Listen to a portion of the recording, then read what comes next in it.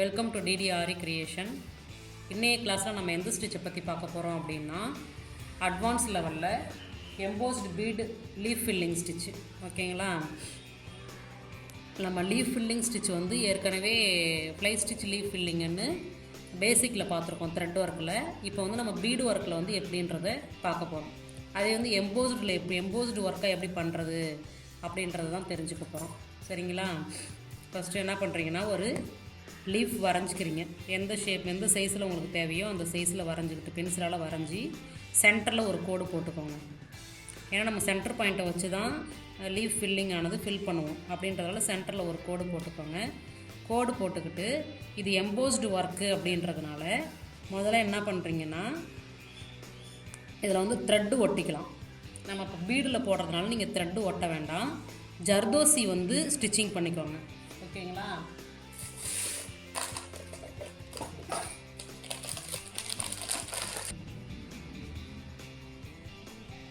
ஜர்தோசி வந்து ஸ்டிச்சிங் கொடுத்துக்கிறீங்க. சரிங்களா?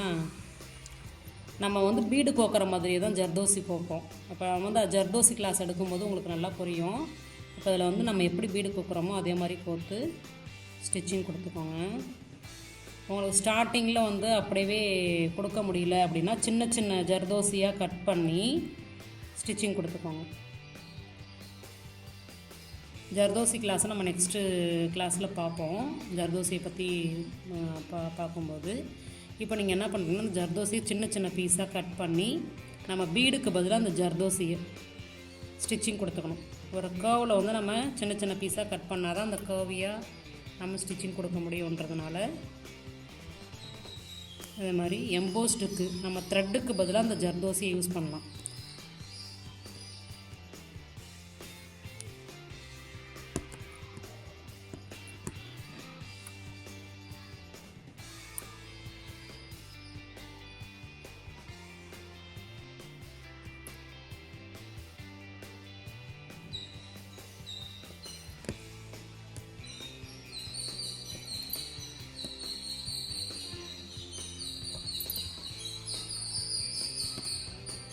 எம்போஸ்டுக்காக அந்த ஜர்தோசியை ஸ்டிச்சிங் கொடுத்துருக்கோம். சரிங்களா?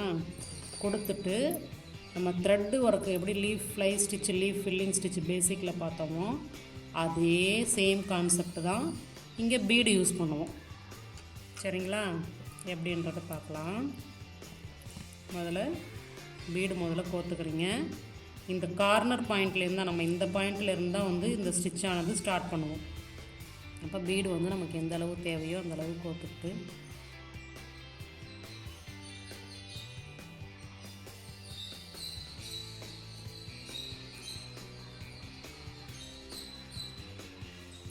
எம்போஸ்டு பீடு ஒர்க் எப்படி பண்ணோமோ அதே மாதிரி தான். ஆனால் அங்கே லீஃப் ஃபில்லிங் ஸ்டிச்சிங் கொடுக்குற மாதிரி கொடுத்துக்கணும். சென்டர் பாயிண்ட் எடுத்துக்கிறீங்க. முதல்ல இதில் கொடுத்துட்டு கிராஸாக திரும்ப மேலே போய் த்ரெட்டை வந்து சாதா த்ரெட்டை விட்டு இங்கே செயின் ஸ்டிச் கொடுத்துட்டு அங்கேருந்து தான் திரும்ப ஆரம்பிக்கணும். நம்ம bead work embossed bead work எப்படி செஞ்சோமோ அதே மெத்தடு தான் இங்கே லீஃப் ஃபில்லிங் ஸ்டிச்சாக போடுறோம்.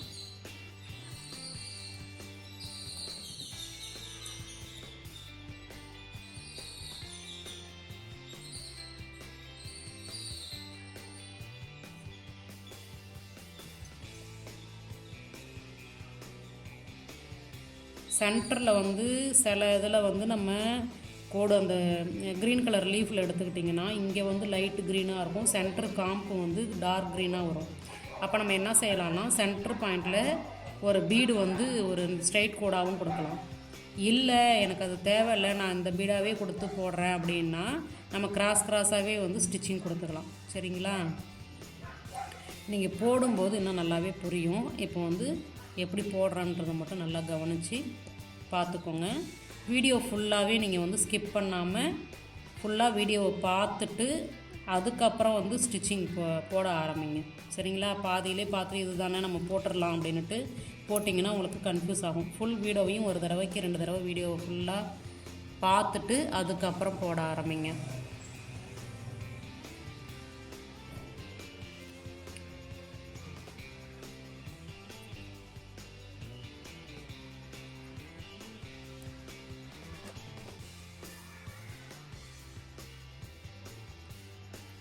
எப்படி நம்ம ஃப்ளை ஸ்டிச் லீஃப் ஃபில்லிங்கில் வந்து கிராஸாக ஸ்டிச்சிங் கொடுப்போமோ அதே மாதிரி கொடுக்க வேண்டியதான் அடுத்தடுத்து.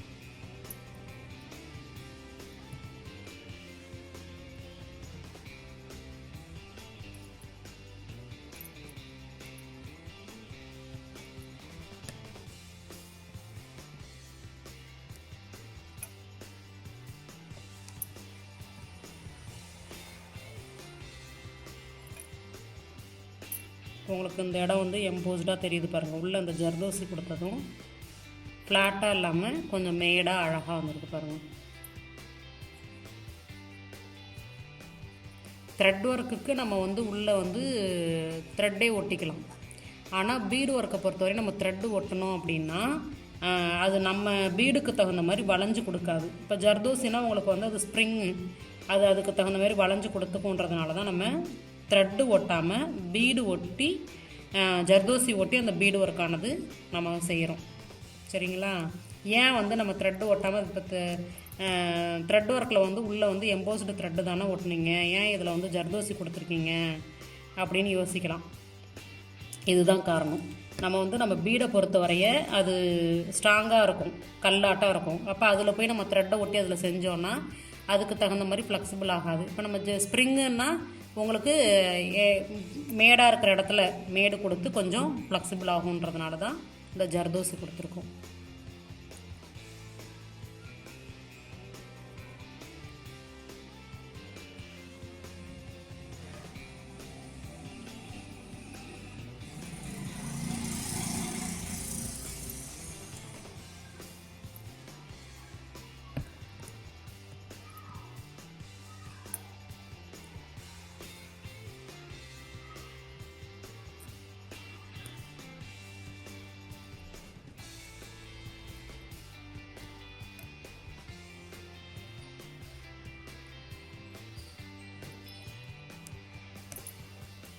அழகாக வந்துருச்சுங்களா?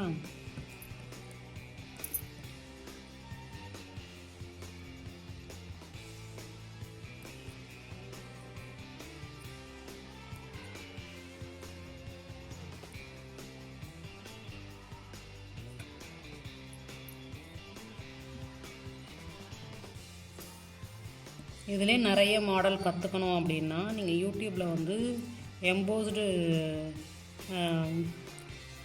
Fly stitch, leaf filling stitch அப்படின்னு சொல்லி போட்டிங்கன்னா பீடு ஒர்க்கில் நிறைய மாடல்ஸ் உங்களுக்கு வந்து கிடைக்கும். ஏன்னா நம்ம இதை மட்டும் கற்றுக்கிட்டால் உங்களுக்கு நிறைய ஐடியா வராது. எல்லாத்தையுமே சர்ச் பண்ணணும். சர்ச் பண்ணி பார்த்து எதுவும் உங்களுக்கு நல்லா இருக்குது அப்படின்னு பார்த்து, இப்போ அது வந்து பேசிக் தான். நான் சொல்லித்தரது எல்லாமே உங்களுக்கு பேசிக் தான். நம்ம இதை வந்து இதையே வச்சுக்கிட்டு இதை மட்டுமே பண்ண முடியாது. எல்லாமே டெவலப் பண்ணிக்கணும் அப்படின்னா நிறைய நம்ம தேடி கண்டுபிடிச்சி தான் நம்ம டெவலப் பண்ணிக்க முடியும் நம்மளை. அதனால் நீங்கள் என்ன பண்ணுறீங்க அப்படின்னா, இப்போ நான் ஸ்டிச்சிங் பண்ண உங்களுக்கு லீஃப் ஃபில்லிங் ஸ்டிச்சையும் காமிக்கிறேன், போட்டதையும் இதையும் பாருங்கள். இன்னும் நீங்கள் நெட்டில் சர்ச் பண்ணியும் தேடி பார்த்தீங்கன்னா நிறைய இந்த மாடல் வந்து நிறையா இருக்கும். ஏன்னா எல்லாத்தையுமே சொல்லித்தர முடியாது. நீங்களாக ஓனாக க்ரியேட் பண்ணி ஒரு லீஃப் எப்படி இருக்கும் அப்படின்றதையும் போடலாம். நெட்டில் சர்ச் பண்ணாலும் பின்ட்ரெஸ்ட் ஆப்னு ஒன்று இருக்குது, அதை டவுன்லோட் பண்ணி அதில் நீங்கள் சர்ச் பண்ணாலும் நிறைய மாடல்ஸ் வரும்.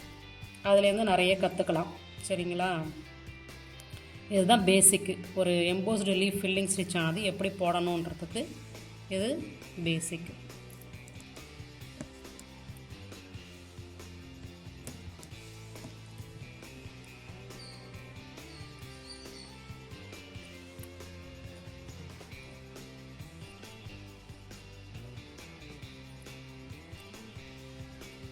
ஆரி ஒர்க் வந்து நம்ம பார்த்து மட்டும் போட்டால் மட்டும் நமக்கு நிறைய மாடல்ஸ் தெரியாது. க்ரியேட்டிவிட்டியாக எவ்வளோ என்னென்னலாம் போடலாம் அப்படின்றத நம்ம யோசிச்சும் போடணும்.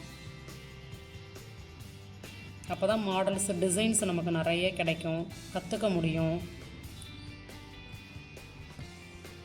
நம்மளால் நான் வரைய தெரியாது, வரைய முடியாது அப்படின்னா அதுக்கான அடுத்த ஸ்டெப்பு என்ன? இப்போ ஏன்னா நிறைய ஆப்லாம் இருக்குது. நம்ம வந்து பேப்பர் காப்பி டவுன்லோட் பண்ணி அதிலேருந்து அப்படியே ஜெராக்ஸ் போட்டுக்கலாம், டைரெக்டாகவே வச்சு அப்படியே கிளாத்துலேயே வரைஞ்சிக்கலாம். அதெல்லாம் இருக்குது. நீங்கள் இப்போ ஒரு டிசைன் வந்து கடையில் வாங்கிக்கணும், அதை வாங்கி அதிலேருந்து டிசைன் நம்ம அப்படியே ட்ரேஸ் பண்ணிக்கிறேன்னா அதெல்லாம் ரேட் அதிகமாக இருக்கும். நம்ம அது இல்லாமல் எப்படி நம்ம பேப்பர் காப்பி உருவாக்கி கொண்டு வர்றது, நம்மளே நிறைய டிசைன் எப்படி உருவாக்குறதுன்னு அதுக்கு நிறைய மெத்தட் இருக்குது. அதையும் தெரிஞ்சுக்கணும்.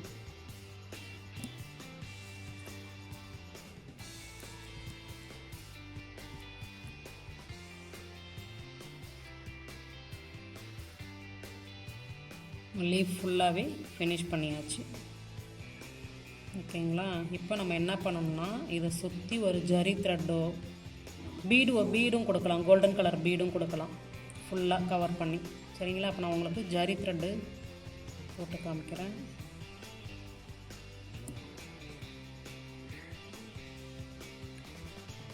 இதில் வந்துட்டு இப்போ நமக்கு காம்பு வேணும்னாலும் இங்கே ஒரு சின்ன கோடு போட்டு அதுலேயும் நம்ம அந்த கோல்டன் கலர் கொடுத்துக்கலாம். சரிங்களா? கோல்டன் கலர் ஸ்ட்ரைட்டாக கொடுத்துக்கலாம். எம்போஸ்டு லீஃப் ஃபில்லிங் ஸ்டிச்சு இதே இப்போ நான் போட்டிருக்கேன் பாருங்கள். ஓரத்தில் வந்து நம்ம ஒயிட் கலர் பீடு கொடுத்து, அப்போ ஒவ்வொரு லைன்லேயுமே இந்த ரெட் கலர் பீடு கொடுக்கும் போதே அந்த கட் பீடு ஒயிட் கலரும் கொடுத்து ஸ்டிச்சிங் கொடுத்துருக்கேன். இது மாதிரியும் நம்ம செய்யலாம். சென்டர் பாயிண்ட் அந்த சென்டர் கோடு வந்து நமக்கு நரம்பு இருக்கும்ல, தண்டு லீஃபில் ஒரு தண்டு இருக்கும்ல, அது வர மாதிரியும் போட்டிருக்கேன் பாருங்கள். இது மாதிரியும் கொடுக்கலாம். சரிங்களா? இந்த மாடல்லையும் ஒரு லீஃப் போடுங்க, இந்த மாடல்லையும் ஒரு லீஃப் போடுங்க. காம்பு வச்சு ஃபில் பண்ணுங்கள். ஒரு லீஃபை போட்டு எனக்கு ஃபோட்டோ எடுத்து அனுப்புங்க. ஏதாவது மிஸ்டேக் இருந்தால் என்ன கரெக்ஷன் பண்ணணுன்றதை நான் சொல்கிறேன். நன்றி, வணக்கம்.